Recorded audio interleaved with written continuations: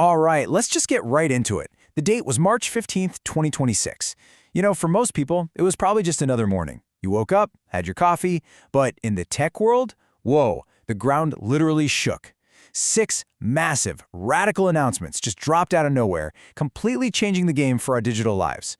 So today, we're going to break down exactly what went down, and more importantly, what it all means for you. And this quote right here, it just nails it. This is the perfect way to frame everything we're about to talk about. We've moved way past seeing technology as just a simple tool. We're now in an era where it is becoming a part of us, an extension of our very identity. And the first announcements from that morning made this crystal clear. So, let's kick things off with how technology is starting to feel, well, less like a machine and more like us. The first 2 stories we're going to look at show how it's breaking down some of the most fundamental human barriers. And it starts with the very core of who we are, our voice. So you see this number, 1 million. What is that? It's not revenue, it's not units sold. No, this is the 1 million people who have lost their voice that the AI company 11 Labs has promised to help for free. I mean, that's just a staggering goal, and frankly, it's one of the most ambitious humanitarian tech projects we have ever seen. And the sheer scale of this is what's truly mind-blowing. This isn't some small side project. We're talking about a $1 billion technology pledge to give people with conditions like ALS or cancer their voices back. The whole thing was actually inspired by the late actor Eric Dane, who worked with the company to preserve his own voice. And to get these stories out there, they're launching a whole documentary series called 11 Voices, which will be narrated by people using their brand new, restored AI voices. And this quote from Eric Dane's wife, Rebecca, wow. It just gets right to the heart of the human side of all this.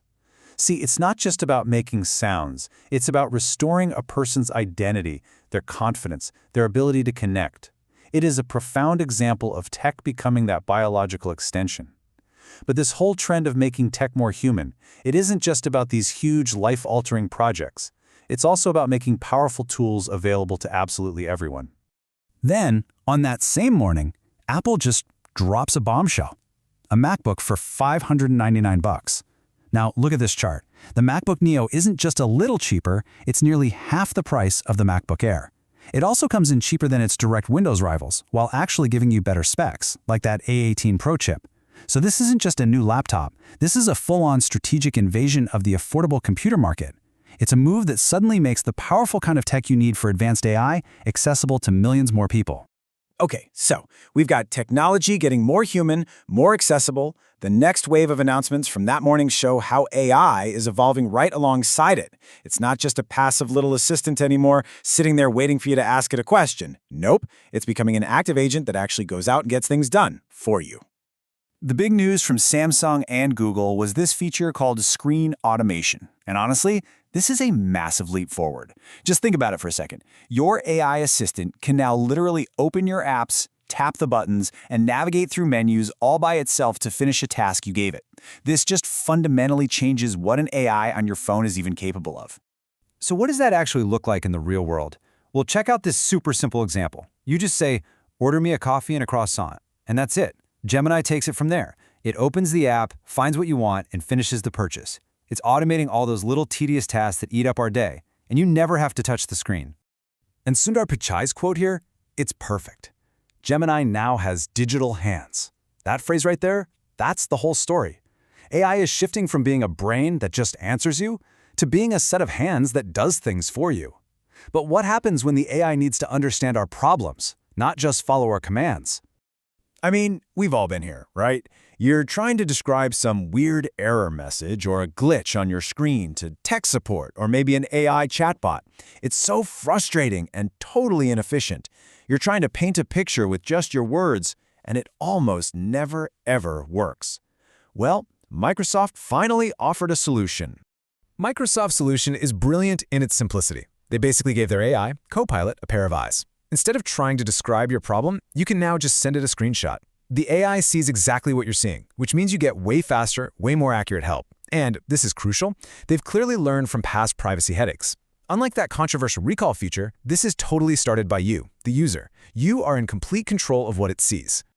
So these huge jumps in software and AI were paired with equally huge shakeups on the hardware side of things, and in the executive suites. Apple, apparently not satisfied with just taking over the laptop market, decided to aim for a category it has famously stayed away from. Until now. Just look at this projection. This chart says everything.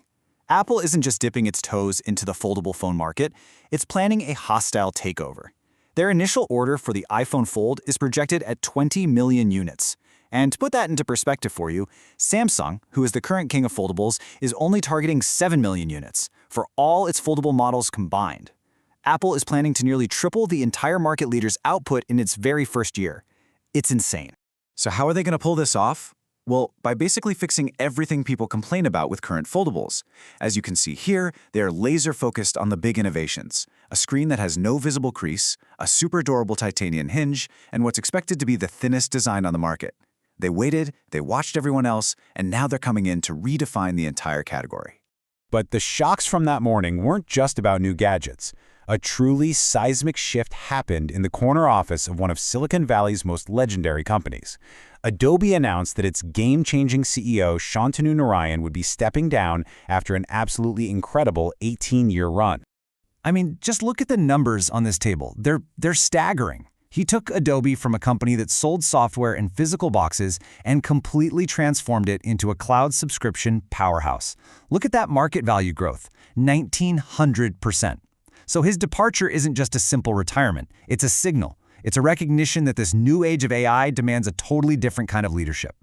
And his own words really confirm that. Narayan knows that the skills that made Adobe a giant in the cloud era might not be the same skills that need to win in the AI era. So he's stepping aside, not because the company is failing, but to make sure it's perfectly set up for the next huge technological wave. Okay, so we've got voice restoration, a $599 MacBook, AI that has hands and eyes, a brand new iPhone Fold, and a legendary CEO stepping down. Let's pull back for a second and connect these dots. What does all of this actually mean? When you put all the pieces together from that one single morning, a really clear picture starts to emerge. Technology is becoming more human. It's restoring our voices and it's seeing our problems. It's becoming more accessible with powerful computers that don't cost a fortune anymore. AI is growing up. It's graduating from being a simple assistant to being an active agent. But you know, the most important thing is that all of this shows that the future of tech isn't just for the techies and the early adopters anymore. It's arriving for everyone. And that brings us to the final and maybe most critical question. All of these advancements are pushing technology to be more intuitive, more integrated, more human. It really is becoming a true extension of ourselves. And as that line between us and our technology continues to blur, the question isn't just about what our tech can do anymore, but about what our relationship with it is going to become. So the big question is, are we ready for that?